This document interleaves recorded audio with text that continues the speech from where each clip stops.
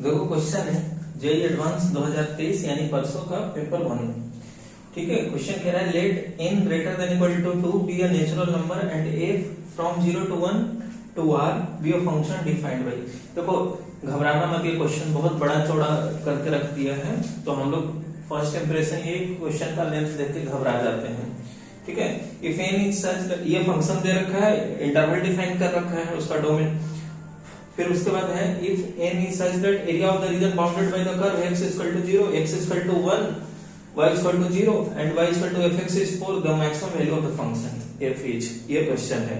अब आप फंक्शन को ध्यान से देखोगे कोई भी डोमेन डिफाइन में कि ये क्या है, लीनियर इक्वेशन है। ठीक है, मतलब स्ट्रेट लाइन बनेगा वो डिफाइंड डोमेन में। ठीक, तो हम क्या करते हैं, इसका एंड पॉइंट और फर्स्ट स्टार्टिंग पॉइंट पे हम देखते हैं फंक्शन का वैल्यू क्या है और वो फिर लाइन ज्वाइन कर देते हैं तो मिल जाएगा वो। ठीक, अब आप देखो जो जो डिफाइंड डोमेन में जो मार्क पॉइंट है उसको हम यहाँ क्या कर लेते हैं, मार्क कर लेते हैं।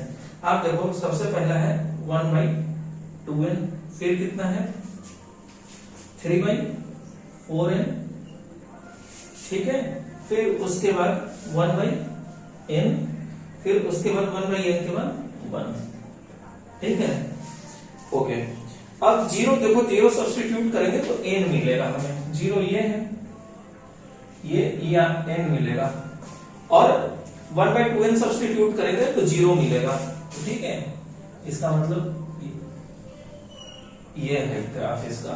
फिर उसके बाद 1/2n इसमें सब्स्टिट्यूट करेंगे तो 0 से स्टार्ट होगा और 3/4n तक जाएगा, तो 3/4n करेंगे तो 3/2 1/2n तक। ठीक है, ये आपका हो गया। फिर उसके बाद 3/4n करें तो कितना हो जाएगा, 3/4 1/4 n, यहीं से स्टार्ट होगा। फिर 1/n सब्स्टिट्यूट करेंगे तो फिर 0, तो यहां। ठीक है, फिर उसके बाद 1/n सब्स्टिट्यूट करेंगे तो 0 यहीं से स्टार्ट होगा। फिर 1 सब्स्टिट्यूट करेंगे n-1 n पे आ जाएगा।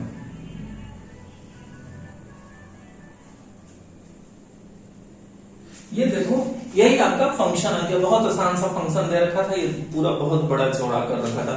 अब कह रहा है कि if n is such that the area of the region bounded by the curve x is equal to 0, x is equal to 1, y is equal to 0, x is equal to 0 आपका ये line हो गया, x is equal to 1 आपका ये line हो गया, और y is equal to 0 ये हॉरिजॉन्टल लाइन हो गया, और y is equal to fx जो ये कर्व है।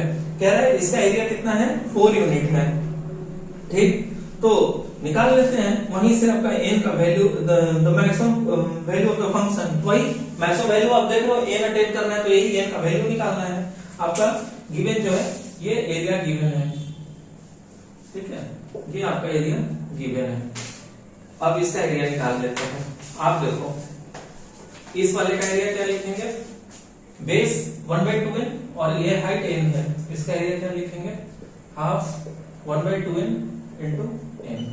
इसका एरिया क्या लिखेंगे, ये पूरे ट्रायंगल का, ये यहां से यहां तक ट्रायंगल है तो कितना हो जाएगा, बेस 1/2n और हाफ बेस हो गया, और हाइट कितना है ये n। ठीक, इसका अगर लिखें तो कितना लिखेंगे, हाफ बेस कितना है 1 - 1/n और हाइट कितना है n। यही हो जाएगा, तीनों को जोड़ लो। ठीक है, n से n कट गया तो यहाँ क्या आ गया, 1/4 आ गया। यहाँ कर लिए तो कितना आ गया, 1/2 n-1, ये आ गया हाफ n-1, और ये कर लिए तो कितना आ गया, 1/4 आ गया। यही है ना, दोनों को जोड़ लो तो कितना आ गया finally, 1/2 + 1/2 n-1 which is equal to 4। ठीक है, इसको कर लो सिंप्लीफाई, तो इधर 2 कॉमन ले लिए तो उधर 8 बन गया, 1 + n-1 is equal to 8। काट दो, this implies n is equal to 8। Maximum value of f पूछ रहा है। देखो मैक्सिमम वैल्यू ऑफ f क्या अटेन कर रहा है, n अटेन कर रहा है कहीं पे भी। इसका मतलब f मैक्स आपका कितना होगा, 8। ठीक है, ये इसका आंसर है। तो इस कदर इसको सॉल्व करना था। ठीक है, ये क्वेश्चन देखकर यार घबराहट थी, लेकिन जैसे ही आप फंक्शन देखते सब लीनियर इक्वेशन लिख रखा था। ठीक है, वैसा नहीं कि उसको इंटीग्रल करके एरिया निकालते, सबको एरिया सम अप करते फिर 4 यूनिट लिखते नहीं, डायग्राम बना के। और जब राइट एंगल ट्रायंगल का आपको एरिया पता है, हाफ बेस से 2 हाइट होता है, तो ये आसान से इसको यूज कर लेते हैं।